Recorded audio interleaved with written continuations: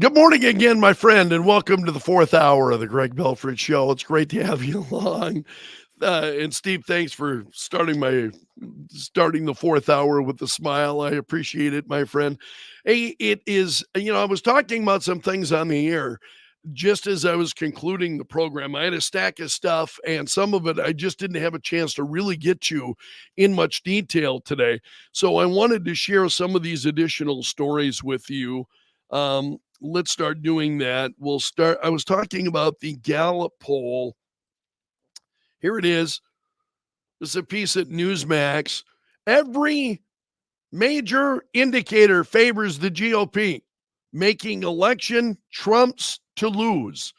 I think I have believed that here for a while, that it's Donald Trump's to lose.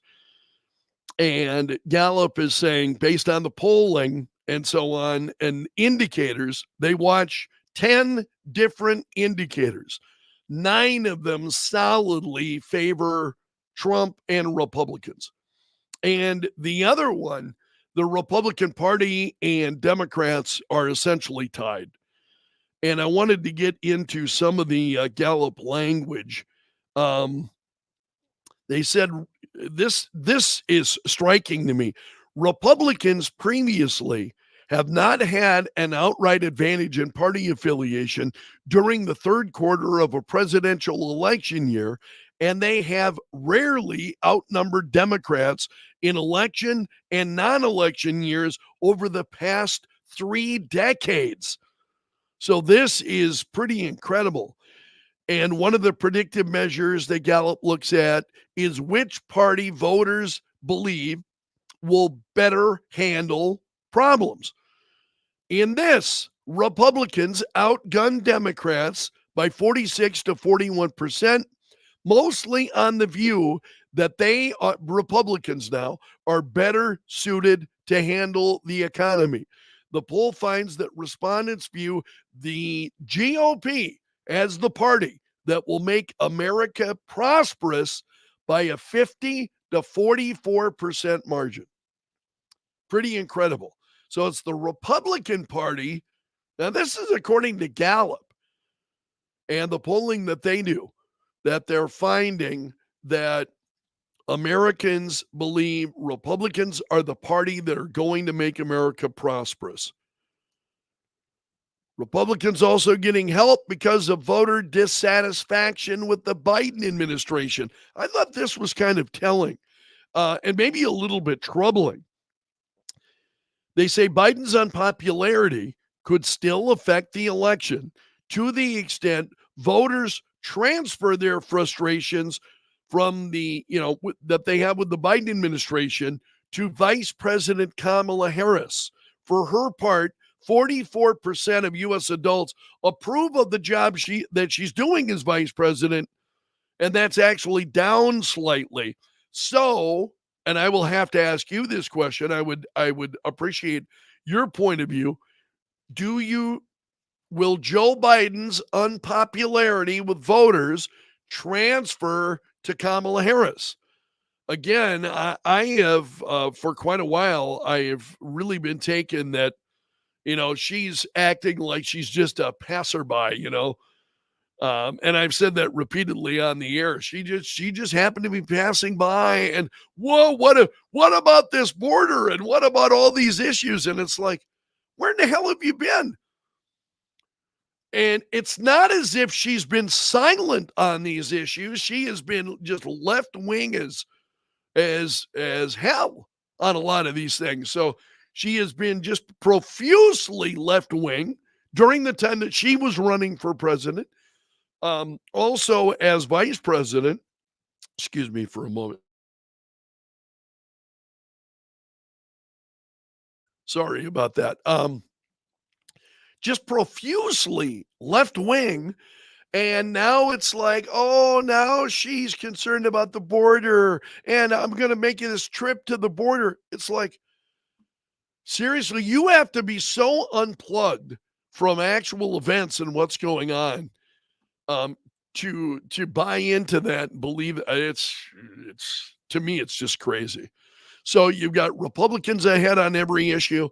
And I think Gallup seems to be saying This election is Donald Trump's and Republicans to lose. No question about that. The question is, will they be able to hold it together enough to the country really is depending on it, in my opinion. I just don't think there's any doubt about that. So almost every indicator favoring the GOP. What was the next story I wanted to share? Oh, Minnesotans. And what do they think of Governor Tim Walz?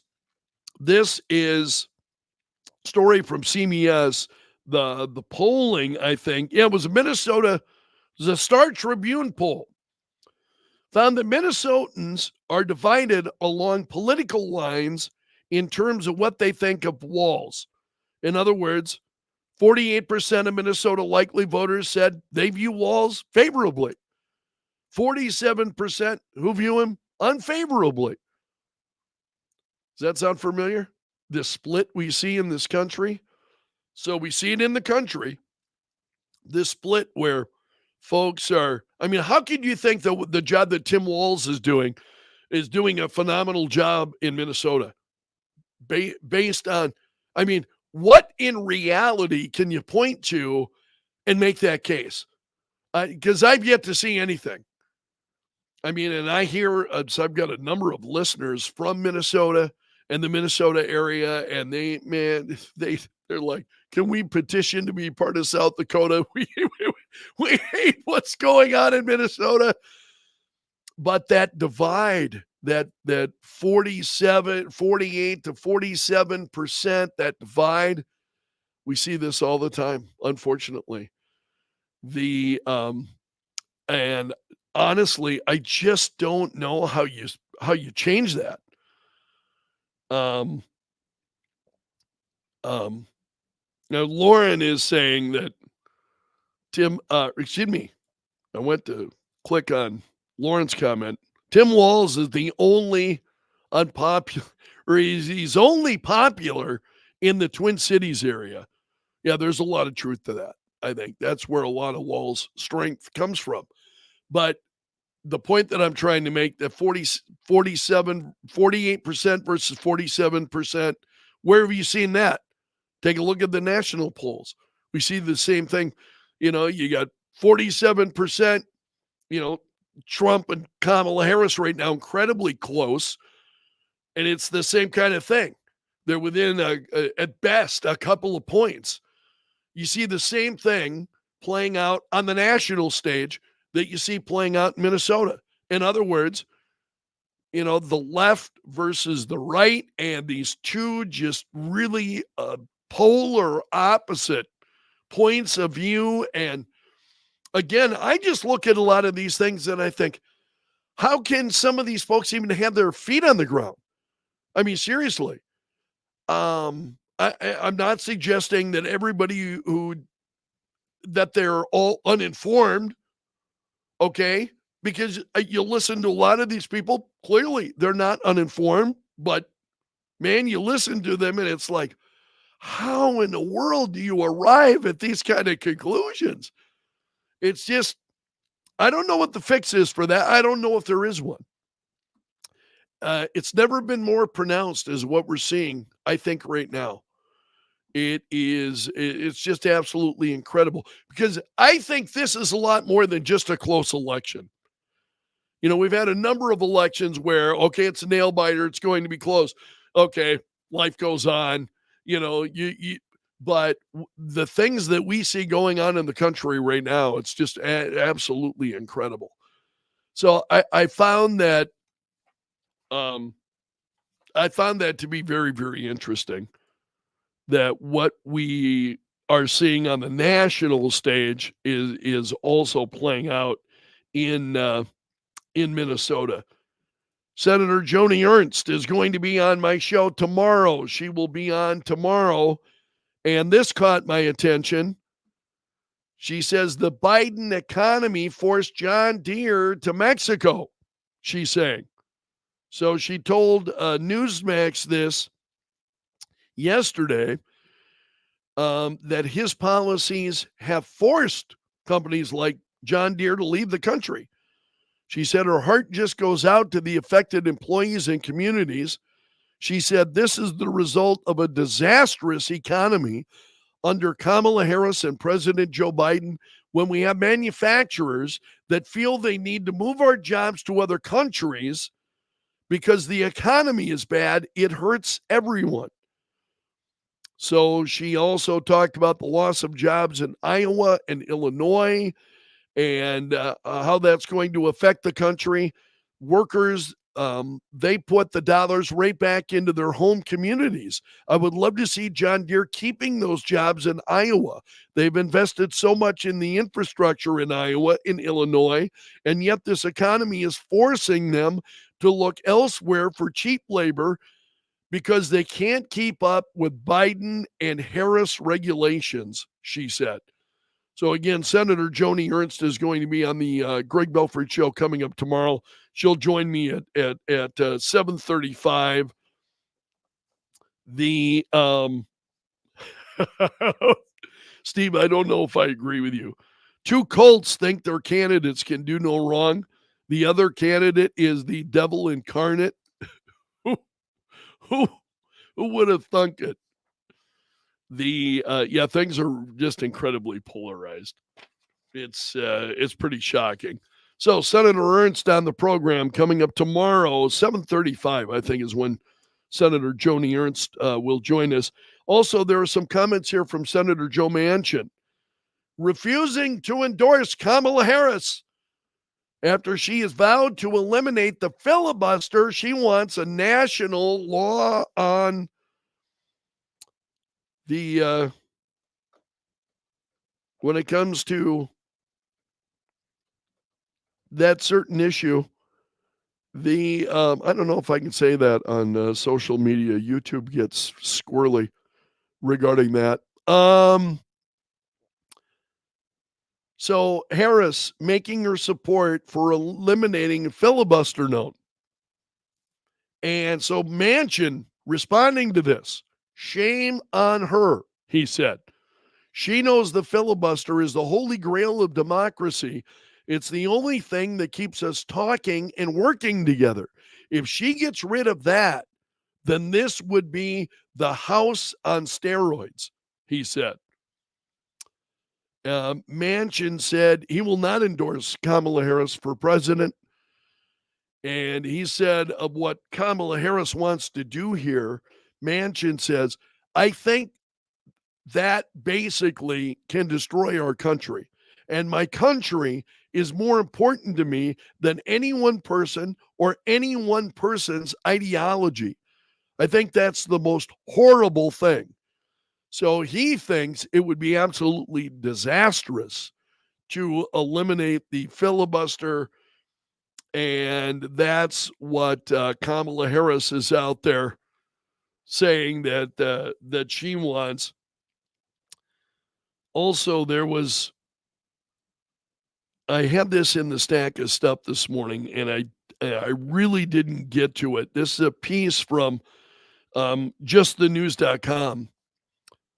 Democrats ignore concerns over non-citizens voting, despite thousands found on the voter rolls. So let's see what they're saying here. Democrats downplaying concerns. What do they always do? They always downplay concerns unless they are their concerns. You know, unless the Democrats are concerned about it, they're always downplaying it.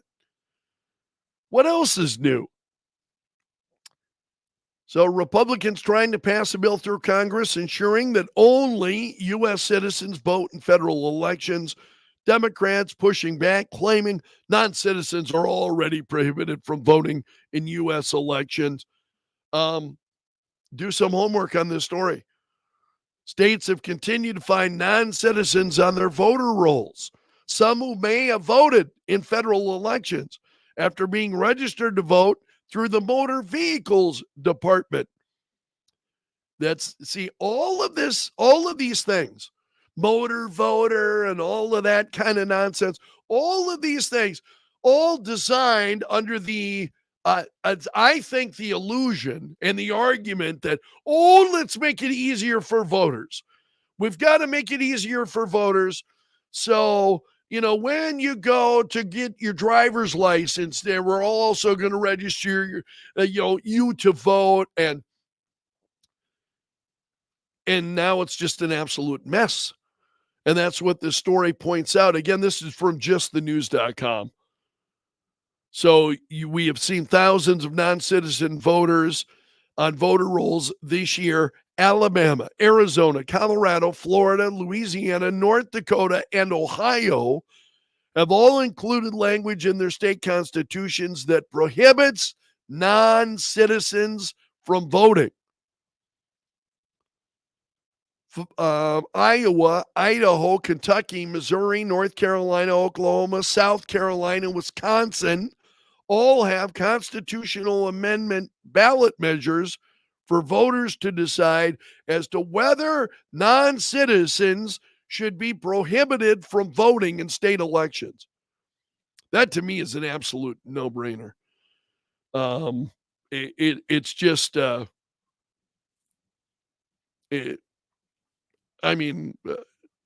don't. Again, it's so common sense that I find myself at a loss for words. This is one of the reasons why I just sit. I just go, man. How do you even respond to this? I mean,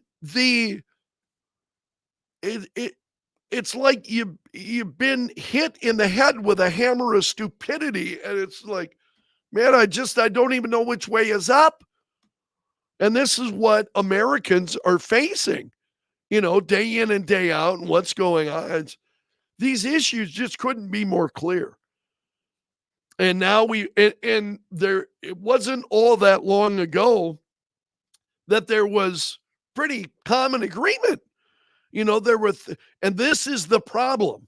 There were a number of things that we would say, Democrat, Republican, Independent, we can all agree on this, right? You don't see those things anymore. You just don't see those things. And that's what I was talking about, the split in Minnesota and the divide in Minnesota between people who are saying, Tim Walz, he's a great governor. And those who are going, oh, man, he's a terrible governor. It's absolutely awful. Those things upon a good number of us used to agree are just gone. And that's what I find so incredible. And how you fix that, I don't know. I mean, this is beyond, again, people just having different opinions. It's a completely different kind of way of looking at things and understanding what's happening. What's led to that is way beyond me, my friends. I just tell you what's going on out there, So what's causing it, I have absolutely no idea.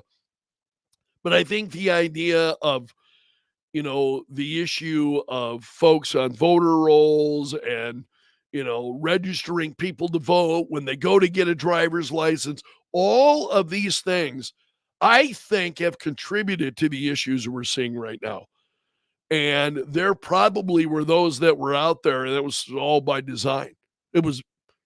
I can't help but wonder that if, in fact, that it was meant to. Okay, we'll just start this. We got to do it slowly. This is slow, but over time, here's what's going to happen. Boom, boom, boom.